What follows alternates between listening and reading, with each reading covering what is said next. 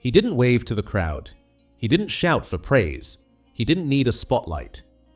Willie Stevenson, the one who came before the banners, before the songs, before Liverpool believed it could become immortal. He didn't score for headlines. He didn't celebrate for cameras. He just showed up and gave them everything. 241 games for Liverpool, a league title, their first ever FA Cup. No pose, no roar, just one quiet figure who made it all possible. Before the glory, before the empire. He was already there, passing the future forward with a left foot full of calm, no mural, no chant, no statue on the hill. But without him, there might have been nothing to remember at all. He never asked for thanks. He just never deserved to be forgotten. Say it now before the silence wins. Subscribe if you believe football should honor the ones who built the legacy and never asked to be part of it. He was born in Leith, 26 October 1939, a hard-edged port town where football wasn't fantasy. It was fight, no privilege, no promises, just cold streets, raw talent, and a ball that stayed at your feet or vanished in the mud. Willie Stevenson wasn't loud. He was sharper, cleaner. He moved like he'd seen the game 2 passes ahead. And by 17, Rangers came calling. No trials, no second look, just trust. He stepped into Ibrox a teenager in a man's world. But pressure never cracked him. It sharpened him. Between 1956 and 1962, he made 104 appearances and scored once for Rangers. Won the Scottish League in 1960-61. Key pieces in Rangers' golden era. Played with composure in a team full of fire. He didn't dive in. He didn't panic. He passed through matches like a thread through needle clean, necessary, perfect. They had stars. They had scorers. But when Rangers needed control, they gave it to him. Because some players changed the scoreline, but the rare ones, they changed the standard. And before anyone in Britain had stepped into a European final. Willie Stevenson was already walking onto that stage, 1961. Before Busby, before Shankly's Red Wave, before British football believed it belonged in Europe, Rangers got there first. And in the center of it all, Willie Stevenson. It was the Cup Winners' Cup final, the first European final ever reached by a British club. 2 legs, Fiorentina, cold, ruthless, built to punish mistakes. Rangers lost it, 4-1 on aggregate. Florence to Glasgow. And Stevenson? He was trusted in every round, played through the pressure, held the midfield like it was his signature. He also lifted the Scottish League Cup in the 1960-61 season, another key piece in Rangers' golden era. He didn't fly into tackles. He didn't chase shadows. He guided games, slowed chaos, passed like a veteran, moved like the ball belonged to him. Others looked for glory. He held the shape. And when it ended, he didn't collapse. He walked off like a man who knew there was more to come. Because across the border, in a red shirt waiting in Liverpool, his next chapter was already calling. He didn't ask to be signed. He didn't need to. Bill Shankly saw him once and never looked away. 1962. Liverpool weren't legends yet. Just a second division side with dreams louder than their results. But Shankly was building, and he didn't want noise. He wanted trust, tempo, control. So he paid £20,000 to bring Willie Stevenson south. No headlines, no photo shoots, just a deal done in silence for a player who lived in it. At Anfield, he wasn't treated like a prospect. He was handed the keys, left half, composed, ready, unshaken. He didn't fly forward, he didn't stand still. He held everything together. He didn't chase the ball, he shaped the game around it. Shankly later said, "You'd pick him even if he had one leg." Because when Liverpool was still becoming, Stevenson already knew what finished looked like. He wasn't the noise, he was the structure. And every great team starts with a player who makes the others feel safe. 1963-64. Shankly's project comes to life. And Liverpool, after 17 long years, finally become champions of England. But titles don't just happen. They're built, balanced, held together by players who don't break under pressure. Willie Stevenson played 40 games that season. Rarely missed, rarely misplaced. He wasn't the headline. He was the line that made sense of it all. Left half. Deep thinker. First pass. Last block.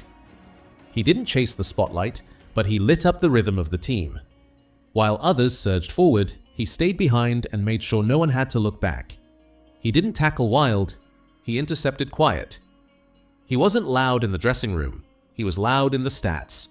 Liverpool lifted the First Division trophy, their first under Shankly, their first of many. But when it came time to celebrate, Stevenson did what he always did. Turned, nodded, and walked off the pitch like it was just another job done right. Before this, Liverpool had never won the FA Cup, never touched it, never dared believe it belonged to them. May 1st, 1965, Wembley, Liverpool versus Leeds United. A final soaked in tension, and in the middle of it, Willie Stevenson. He didn't wave to the crowd, didn't point to the heavens, he just played, exactly like always, composed, disciplined, unshaken. The match dragged, 0-0 in 90, extra time, exhaustion, chaos. But Stevenson didn't fade. He kept finding space, kept holding the line, kept doing what legends do before they're called legends. Roger Hunt made it 1-0. Leeds equalized. And in the 117th minute, Ian St. John wrote the moment 2-1. Liverpool lifted their first ever FA Cup. And Stevenson had played every round, from the opening whistle of the campaign to the final echo of glory. He also played a vital role in Liverpool's 1965-66 First Division title, making 41 league appearances that season.